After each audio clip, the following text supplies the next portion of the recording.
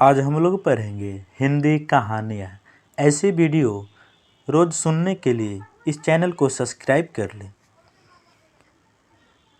चालक लोमड़ी की कहानियाँ।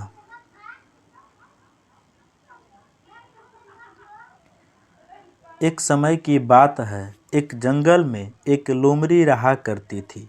वह अपना जीवन बहुत ही सरलता से व्यतीत कर रही थी। वह मुसीबत पड़ने पर बहुत ही बुद्धि से काम लेती थी। एक दिन वह सुबह हर रोज़ की तरह खाने की तलाश में निकल पड़ी, लेकिन बहुत जगह पर घूमने फिरने के बाद उसे कहीं भी खाना नहीं मिल रहा था। उसने हिम्मत नहीं हारी और खाना ढूंढती हुई जंगल में आगे बढ़ती चली गई। सुबह का खाना तो उसके नसीब में नहीं था और वह थक भी चुकी थी। अब उसने निर्णय लिया कि थोड़ी देर आराम करके बाद वह खाना ढूंढेगी। लोमड़ी ने आराम किया और दोपहर का खाना ढूंढने के लिए भूखी प्यासी निकल पड़ी। वह जंगल में इधर उधर भटक रही थी। अभी भी खाना मिलने की उम्मीद बहुत ही कम थी।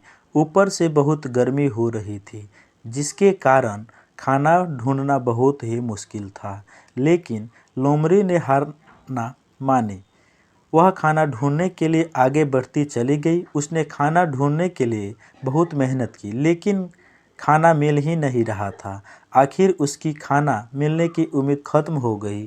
अब वह थक चुकी थी। थकान और भूख के मारे उसकी हालत खराब हो रही थी।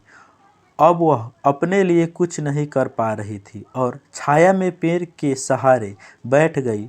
अब वह निराश होकर भगवान की ओर देखने लगी और उसको उसी पेड़ की डाल पर बैठा अपनी चोंच में रोटी लिए एक कौवा दिखा। उसको खाना मिलने की उम्मीद कीजिए नजर आई। उसके दिमाग में एक उपाय आया। उसने कौवे की प्रशंसा शुरू कर दी।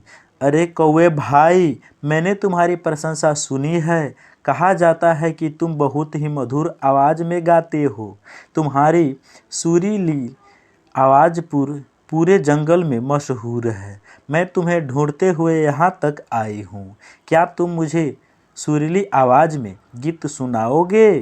कौवे ने सोचा कि मुझे तो इस बात का कभी पता ही नहीं था कि मेरी आवाज़ इतनी सुरीली है कि पूरे जंगल में प्राणी मेरी प्रशंसा करते हैं।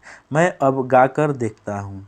बस अब क्या था, कौवे ने गाना शुरू किया और रोटी सीधे नीचे गिर गई। अब लोमड़ी ने झट से रोटी उठाई और अपनी चालक नीति से भूख मिटाई।